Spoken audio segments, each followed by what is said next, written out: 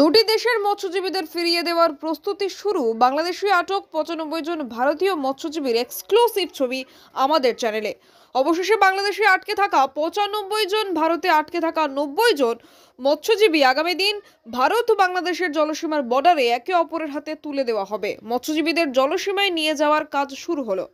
যতই বাংলাদেশ এবং ভারতের মধ্যে সম্পর্ক খারাপ সামনে আসুক না কেন, শেষ পর্যন্ত মুখ্যমন্ত্রী মমতা বন্দ্যোপাধ্যায় এবং বাংলাদেশের দ্বিপাক্ষিক আলোচনায় দুই দেশের মৎস্যজীবী তাদের দেশে ফিরিয়ে দেওয়ার উদ্দেশ্য জলসীমায় নিয়ে যাওয়া শুরু হলো। বাংলাদেশে আটক 95 জন মৎস্যজীবীর বর্ডারে আনার ছবি ইতিমধ্যেই আমাদের সামনে। অন্যদিকে ভারতের আটকে থাকা 90 জন মৎস্যজীবীর মধ্যে 12 জনকে কাকদ্বীপ থেকে নিয়ে যাওয়া হচ্ছে ভারত বাংলাদেশের জলসীমায়। এই বিরল দৃশ্য সাক্ষী বহু বাংলাদেশি এবং ভারতীয়রা।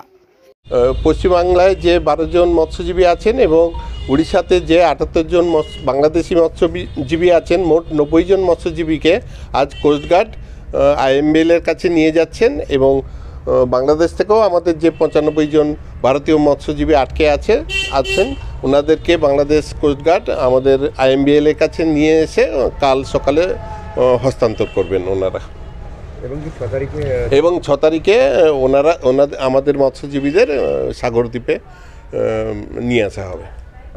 আমাদের ভারতবর্ষে আমাদের বাংলাদেশের 90 জন মৎস্যজীবী টোটাল আটক রয়েছে। তার মধ্যে উড়িষ্যায় রয়েছে 78 জন এবং আমাদের কাকদ্বীপে রয়েছে, পশ্চিমবাংলায় রয়েছে 12 জন।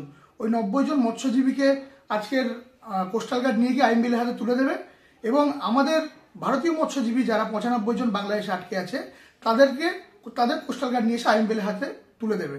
এবং যতটা আমরা জানি প্রত্যেক মৎস্যজীবীকে, আমাদের ভারতীয় মৎস্যজীবীগুলোকে গঙ্গাসাগরের সাগরদ্বীপে নিয়ে আসা হবে এবং আমাদের মাননীয় মুখ্যমন্ত্রী ওখানে থাকবেন, ওনার হাত দিয়ে একটা আর্থিক সাহায্য ওদেরকে দেওয়া হবে। দক্ষিণ 24 পরগনা থেকে রেবতী মাল্লির রিপোর্ট, DN নিউজ বাংলা।